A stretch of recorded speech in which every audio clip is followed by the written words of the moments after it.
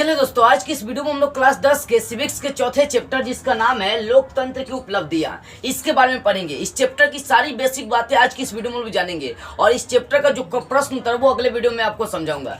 देखिए, जो चैप्टर्स का नाम है वो है लोकतंत्र की उपलब्धियां, मतलब लोकतंत्र क्या क्या प्राप्त कर लिया इसके बारे में आपको जानना है। तो इसमें सबसे पहले हम लोग जानते हैं कि क्या लोकतंत्र अपने उद्देश्यों की प्राप्ति कर रहा है कि नहीं।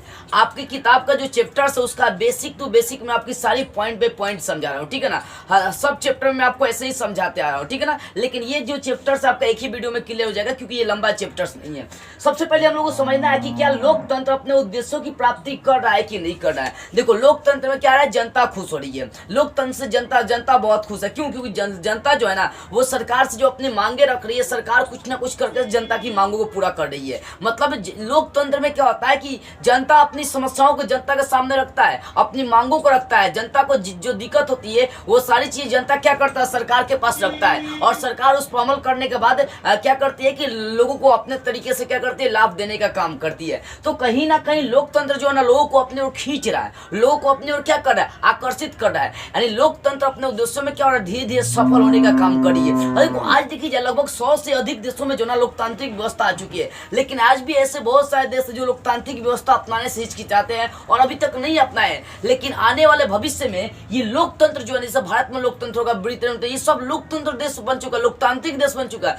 तो मतलब 100 से अधिक देश अभी तक लोकतंत्र को अपना चुके हैं, लेकिन बहुत सारे देश अभी लोकतंत्र को नहीं अपनाए। लेकिन वो सारे देश धीरे धीरे कहीं ना कहीं लोकतंत्र अपना लेंगे। जैसे देखिए, नेपाल ने भी क्या किया, संघर्ष किया लोकतंत्र लाने के लिए, वो भी क्या किया, अपने देश में लोकतंत्र ला लिया। श्रीलंका में भी लोकतंत्र, कहीं ना कहीं सारे देश जो है लोकतंत्र को अपनाना चाहते हैं। क्यों अपनाना चाहते हैं? तो लोकतंत्र एक ऐसा शासन व्यवस्था है जिसमें लोग क्या होता है, राजा होता है, और जो सरकार होता है वो उसका गुलाम होता है, नौकर होता है। जनता तय कर लेता है कि 5 साल तक ही इनको रखना है और इसके बाद ये अच्छा काम नहीं करेंगे तो इनको खींच खाच के कान धके यहाँ से हटा देंगे। तो कहीं ना कहीं लोकतंत्र में लोग क्या करता है, अपनी समस्या सामने रखता है, मतलब सरकार के सामने रखता है, और सरकार क्या करता है, उनकी समस्याओं को हल करने के लिए कुछ न कुछ निदान करने के लिए वो तैयारियां करती है। तो ये क्वेश्चन बड़ी समझने वाली बात आ रही है कि क्या लोकतंत्र अपने उद्देश्यों की प्राप्ति कर रहा है। तो जी हाँ, आज के समय में लोकतंत्र अपने उद्देश्यों की प्राप्ति कर रहा है। इसलिए कर रहा है क्योंकि लोकतंत्र में जनता खुलकर आकर क्या करे, जन संघर्ष कर रहा है, अपनी मांग सरकार से मांग रही है, अपना अधिकार मांग रही है। तो कहीं ना कहीं लोकतंत्र जो है ना लोगों को अधिकार दिलाने का काम कर रही है। यानी लोकतंत्र अपने उद्देश्य प्राप्ति में धीरे धीरे सफल हो रही है। ये पॉइंट आपको समझ में आ गई। आगे हम लोग समझते हैं, ये क्वेश्चन आपको जानना है कि लोकतंत्र जो है ना एक उत्तरदायी और वैध शासन है। कैसे? देखो, लोकतंत्र में जो शासन होता है ना वो रियल में उत्तरदायी और वैध शासन है। उत्तरदायी का मतलब क्या होता है कि सरकार जो ना मनमानी काम नहीं कर सकता है कि मेरे मन में आएगा जो वही हम काम करेंगे, नहीं। लोकतंत्र एक उत्तरदायी शासन व्यवस्था है। कैसे? कि जो सरकार काम करी है ना उसका जो है ना उसको उत्तर देना पड़ता है। सरकार को मतलब जो ना उत्तर देना पड़ता है कि हाँ भाई, जो हम नियम कानून लगा रहे हैं इससे कुछ हुआ तो दिक्कतें हो जाएगा। कहीं ना कहीं लोकतंत्र में जो सरकार होता है उस सरकार पर बहुत बड़ी जिम्मेदारी होती है। उसके काम करने की एक लिमिट होती है, एक सीमा होती है, मतलब उस पर वैध होता है कहीं ना कहीं, ठीक है ना। तो लोकतांत्रिक जो शासन व्यवस्था है वो उत्तरदायी एवं कैसा है, वैध शासन व्यवस्था है। कैसे उत्तरदायी? इसलिए ना क्योंकि भाई उत्तरदायी का मतलब सरकार को कदम उठाकर मतलब कदम सोच संभल को उठानी पड़ती है। क्योंकि जनता जानता है इस बार सरकार बढ़िया से काम नहीं करेंगे तो अगले बार वोट मांगने आएंगे तो उनको हम भगा देंगे यहाँ से। सरकार भी जानता है कि अगर मैं लोगों का दिल नहीं जीता ना तो लोग अब मेरा रिस्पेक्ट करना धीरे धीरे क्या करेगा, भूल जाएगा। तो कहीं ना कहीं डर बनी रहती है सरकार को। इसी कारण से जनता की मांगों को पूरा करता है और जनता के अधिकारों के लिए वो भी काम करता है। कौन? जिसको हम लोग सरकार बनाते हैं। तो जनता के एक उत्तरदायी सरकार है, उत्तर देना पड़ता है सरकार को कि हाँ भाई, हम जनता की मांगों को पूरा कर पा रहे हैं कि उनकी समस्याएं हल हो पा रही कि नहीं। कहीं ना कहीं उनके प्रति क्या एक उत्तरदायी रहता है, उनके प्रति एक जिम्मेदारी होता है, रिस्पॉन्सिबिलिटी रहता है बना, ठीक है ना। और साथ में यहाँ सरकार कोई मनमानी काम नहीं कर सकता, उसकी भी एक लिमिट होती है। तनी मनी मनमानी काम करेगा कि जो विपक्षी दल बैठा रहता है लगले उसको उड़ेंग फुड़ेंग मारे खाने एकदम उल्टा पलटा बोल के उसको गिरा देगा, लोग अपने विपक्षी दल हावी हो जाएगा। तो कहीं ना कहीं लोकतंत्र जो है एक उत्तरदायी और वैध शासन होती है, ठीक है ना। अगला देखिए, अगला पॉइंट समझिए। अगला पॉइंट है कि आर्थिक समृद्धि। यानी लोकतंत्र क्या है, एक आर्थिक समृद्धि और विकास का मार्ग है। धीरे धीरे लोकतंत्र क्या हो गया, लोकतंत्र में समृद्धि होते चल गई और धीरे धीरे विकसित होते चला गया। क्यों? देखो, इसके पीछे का रीजन समझा रहा हूँ। देखो, लोकतंत्र एक ऐसा शासन है जिसमें लोग शासन करता है। यानी लोग चुनता है कि मुझे कैसा सरकार चाहिए। लोग नकार देगा मुझे बीजेपी नहीं चाहिए, बीजेपी खत्म। लोग नकार सरकार देगा, मुझे कांग्रेस नहीं चाहिए, कांग्रेस खत्म। यानी लोग चूज करता है कि भाई मुझे किसे क्या करना है, सत्ता देना है, ताकि वो जनता का अच्छी तरह से ख्याल रखे, जनता की भलाई के लिए कोई काम धाम करे, जनता की भलाई के लिए वो नियम कानून लगाए, जनता की भलाई के लिए वो अच्छे अच्छे काम करते रहे। तो कहीं ना कहीं टोटल शासन किसके हाथों में होता है? लोकतंत्र के हाथों में होती है। अगर सरकार कोई गलत काम कर रही है और जनता की मांगों को पूरा नहीं कर पा रही है, जनता के साथ खरा नहीं उतर पा रही है, तो कहीं ना कहीं वैसे सरकार को अगले आने वाले 5 सालों के बाद जो जनता है ना हटा सकती है, क्योंकि जनता के हाथों में सारा होता है शक्ति है। देखो अभी तक अनुमान से देखी जाए तो 71 करोड़ जो है ना हम लोग के देश में मतदाता है। मतलब ये 2011 के आसपास के सर्वेक्षण के अनुसार बताया जा रहा है कि 71 करोड़ जो है ना वोट देने वाले हम लोग के देश में जनसंख्या है। देखो 71 करोड़ नहीं, अब जनगणना कर जाएंगे तो 90 करोड़ के आसपास पहुंच जाएगा, लेकिन आपको बुक में दिया है 71 करोड़, ठीक है। तो मतलब हम लोग के देश में मतदाताओं की संख्या, वोट देने वालों की संख्या कितनी है? 71 करोड़। अब गिनी जाएंगी तो 90 करोड़ के आसपास पहुंचेगा। आज जनसंख्या गिनेंगे लोग ना, तो जनसंख्या गिनने पे 140 करोड़ पड़ जाएगा। लेकिन वोट देने का वो सिस्टम होता है ना कि 18 वर्ष के बाद आप वोट दे सकते हैं, तो ये छोटा बड़ा सब मिलाकर ना 140 करोड़ जनसंख्या दिया गया है। लेकिन 90 करोड़ के आसपास जो है ना मतदाता हो चुके हैं, ठीक है ना। मतदाता का मतलब वोट देने वाले। तो जनता के हाथों में होता है कि मैं सरकार कैसा चुनूंगा और मैं कैसा सरकार चुनूंगा ताकि वो जनता की सारी बातों का ध्यान रखे, ख्याल करे। तो देखो लोकतंत्र एक आर्थिक समृद्धि, ये तो आपको मालूम चले, लोकतंत्र उत्तरदायी और वैध शासन होता है, उसका एक लिमिट होता है और सरकार पर जिम्मेदारी बनी रहती है हर चीज का जवाब देने का। जनता का प्रश्नों का जवाब नहीं देगा तो जनता उसको रिजेक्ट कर सकता है। और साथ में जो लोकतंत्र है वो आर्थिक समृद्धि और विकास का ये भी केंद्र है। क्यों? देखो लोकतंत्र बता नहीं कि जनता का शासन है। क्या है? जनता का शासन है। लोकतंत्र जो है ना जनता की मांगों को पूरा करता है और साथ में रोज प्रतिदिन ना बता नहीं। देखो एक बात याद रखना, आपकी साल भर में 2-3 बार परीक्षा होती है, लेकिन लोकतंत्र एक ऐसी शासन व्यवस्था है जिसकी परीक्षा हर रोज होती है, हर पल होती है। और परीक्षा लेने वाला और कौन ही नहीं होता है, वो जनता होता है। जनता रोज कुछ ना कुछ सरकार से मांग रखता है, कुछ ना कुछ बवाल करता है। लोकतंत्र एक ऐसा शासन व्यवस्था है जिसके समक्ष जनता अपनी खुल कर मांगे रखती है सरकार से कि मुझे ये चाहिए, आपको पूरा करना है तब पूरा करना है। सरकार को भी डरे पूरा करना पड़ता है क्योंकि जनता जग जाएगी ना। जनता काल को जिधर मोड़ती है उधर समय मोड़ता है, याद रखिएगा। जनता जितना मजबूत है ना, जनता जब आहें भरती है ना तो महलों की नींव तक उखड़ जाती है बाबू।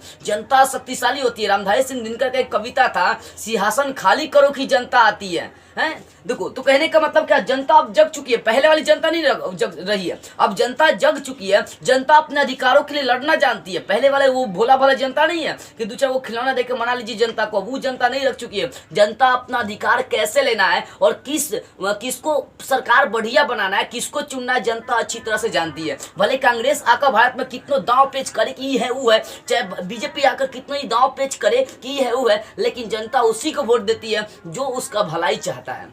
ठीक है। तो देखो ये जो लोकतंत्र है ये आर्थिक समृद्धि और विकास का भी केंद्र है। क्यों? क्योंकि देखो ये लोकतंत्र क्या करता है, लोगों का विकास करता है, उसके समाज का विकास करता है। ये सभी के बीच भेदभाव को धीरे धीरे मिटाने का काम करता है। ऐसा नहीं कि लोकतंत्र जो है वो छोटे को छोटे बनाता है और बड़े को बड़े बनाता है, नहीं। लोकतंत्र जो है ना समृद्धि, मतलब लोगों के बीच समृद्धि शांति स्थापना करती है। हर धर्मों के बीच क्या करती है, समृद्धि मतलब शांति स्थापित करने का काम करती है, एकजुटता बनाने का काम करती है और सबको समान नजरिए से देखती है और सभी कास्टों को, सभी धर्मों को आगे बढ़ाने का काम करती है। इसी कारण से लोकतंत्र क्या है, आर्थिक समृद्धि और एक विकास का भी केंद्र मानी जाती है। अगला पॉइंट समझो। देखो अगला पॉइंट है सामाजिक विषमता और सामंजस्य। सामाजिक विषमता और सामंजस्य। हमारे समाज में तरह तरह की विषमताएं पाई जाती है। कोई छोटा कास्ट, कोई बड़ा कास्ट, कोई दलित, कोई मध्यम, कोई ऊंचे। कहीं ना कहीं हमारे समाज में हर वर्ग के लोग मौजूद है ना, हर वर्ग के लोग मौजूद है। तो कहीं ना कहीं हमारे समाज में विषमताएं पाई जा रही है। लेकिन लोकतंत्र क्या करता है, सब में सामंजस्य स्थापित कर देता है। सारे धर्मों को एक नजरिए से एक अधिकार देता है, एक तरह के रहने के लिए सिखाता है। ये कौन सिखाता है, लोकतंत्र सिखाता है। तो कहीं ना कहीं लोकतंत्र क्या करता है, सभी लोगों को एकजुटता बनाने का काम करता है, दलित मध्यम सबको एक समान दिखाने का काम करता है। यही एक ऐसा शासन व्यवस्था है जो सबको समान अधिकार देता है। लेकिन राजतंत्र हो गया, तानाशाही हो गया, ये सब समान अधिकार नहीं देता है। जैसे देखो लोकतांत्रिक व्यवस्था और गैर लोकतांत्रिक व्यवस्था दो हो गया। लोकतांत्रिक व्यवस्था में क्या होता है, अगर देखिए देखो लोकतांत्रिक व्यवस्था गैर लोकतांत्रिक व्यवस्था दोनों में देखेंगे कि सबसे ज्यादा विकास किसका होता है बुआ, तो लोकतांत्रिक व्यवस्था का ना गैर लोकतांत्रिक व्यवस्था का ज्यादा विकास होता है। अगर किसी चीज का फैसला लेना हो तो हम लोग का देश का लोकतांत्रिक है, इसमें देरी हो सकती है, लेकिन गैर लोकतांत्रिक देश में देरी नहीं होती, लगले क्या होता है फैसला ले लिया जाता है। गैर लोकतांत्रिक का मतलब तानाशाही देश, जहां पर सेना का शासन होता है, जहां सैन्य पलट होता है, ठीक है ना, वो तानाशाही देश हो गया। मतलब जहां सेना शासन करता है वो तानाशाही होगा। लेकिन तानाशाही जो गैर लोकतांत्रिक देश होता है ना, वहां पर जन कल्याण के लिए, जनता के भलाई के लिए ना सोची जाती है। देखिएगा लोकतांत्रिक व्यवस्था भले ही देर से फैसला लेती है, लेकिन वो जनता की भलाई के लिए कदम उठाती है हमेशा, कि जनता को कोई क्षति तो नहीं पहुंच रही है, जनता को कोई क्षति तो नहीं पहुंच रही है। लेकिन गैर लोकतांत्रिक में ही नहीं देखिए, मर रहा है तो मरने दो, साफ मरने दो, काम खत्म। इसलिए गैर लोकतांत्रिक शासन व्यवस्था भी बढ़िया नहीं है, भले उसकी विकास की प्रक्रिया लोकतांत्रिक शासन व्यवस्था से बहुत ज्यादा है, लेकिन लोकतांत्रिक शासन व्यवस्था में जनता की भलाई देखी जाती है। इसी कारण से तो आज पूरा विश्व मनाते, मतलब लोकतांत्रिक व्यवस्था अपनाते जा रहा है, क्योंकि जनता इससे बहुत ज्यादा खुश है। इसलिए लोकतांत्रिक व्यवस्था हर देश अपनाना चाहता है। अब कई लोग तो लोकतंत्र को गरीबों करता, बड़का देखे नेता सब बड़का थिंकिंग करने वाला हिस्टीरियन इकोनॉमियन जो है ना गाली देता है सबके, लोकतंत्र अच्छा व्यवस्था नहीं है। अरे लोकतंत्र एक ऐसा व्यवस्था है जिसमें लोग खुलकर अपनी मांग कर सरकार से पूरा करवा रहा है, अपने अधिकार के लिए लड़ रहा है, सजग हो रहा है, लोग अलर्ट हो रहा है किसको वोट देना है। इसी में तो सब अधिकार जनता को मिल रहा है। का सरकार वोटिंग के समय देखिए प्रधानमंत्री तक को जनता से आकर मिलना पड़ता है कि मुझे वोट दीजिएगा, जनता से मिलना पड़ता है, समझ में आ रही बुआ। तो कहीं ना कहीं लोकतंत्र जो है ना सभी धर्मों के लोगों के बीच क्या करता है, एकता सामंजस्य स्थापित करने का काम करता है।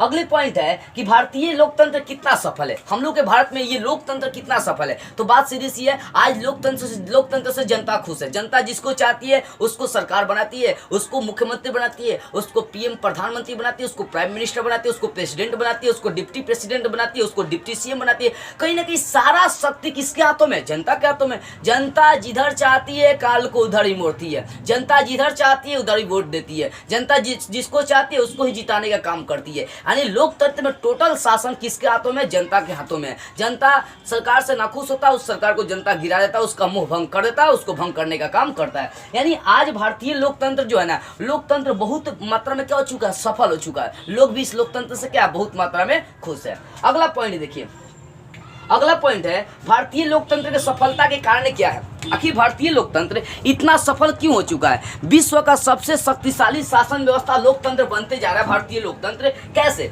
इसके पीछे का एक ही रीजन है शिक्षा, इसके पीछे का एक ही रीजन है शिक्षा, इसके पीछे का एक ही रीजन है शिक्षा। देखो शिक्षा क्या होता है, लोगों को अलर्ट करता है ना, तो शिक्षा ज्यादा मात्रा में भारतीय क्या कर रहे हैं, प्राप्त कर रहे हैं। तो शिक्षित होने के कारण से लोग अपने अधिकारों को पहचान रहे, अपने अधिकारों के प्रति अलर्ट हो रहे हैं। और ये सबसे बड़ी बात आ रही है कि ये इस चीज को पहचानने में बड़ी अलर्ट हो जा रहे हैं कि मुझे किसको वोट देना है, मुझे कैसा शासन चुनना है, कैसा मुझे सरकार चुनना है, और ऐसा मुझे सरकार चुनना है कि जो हमारे समाज का विकास करे, वो लोगों के भी जाति भेदभाव को मिटाकर वो सबको एक नजरिए से देखे। तो लोग क्या हो चुके हैं, आज शिक्षित हो चुके हैं, और यही शिक्षित होने के कारण से लोग अपने अच्छे सरकार को चुनने का काम कर रहे हैं, मतलब अच्छे से अच्छे सरकार को चुनने का काम कर रहे हैं। और इसी कारण से लोकतंत्र जो है ना बहुत मात्रा में विकसित होते जा रही है। तो बस पॉइंट आपका ये है कि भारतीय लोकतंत्र की सफलता के कारण क्या, तो भारतीय लोकतंत्र की सफलता के कारण तत्व शिक्षा है, क्योंकि शिक्षा ग्रहण करने के बाद यहाँ का लोग बहुत मात्रा में विकसित हो चुके हैं, अपने अधिकारों को पहचानने लगे हैं, और सरकार से क्या चीज हमें मांगना चाहिए, क्या नहीं मांगना चाहिए, सारी बातें लोग यहाँ के जानने लगे हैं। जिसके कारण से आज भारत में लोकतंत्र बहुत ज्यादा विकसित हो चुका है। और भारतीय लोकतंत्र की सफलता का सबसे मूल रीजन है वो है शिक्षा।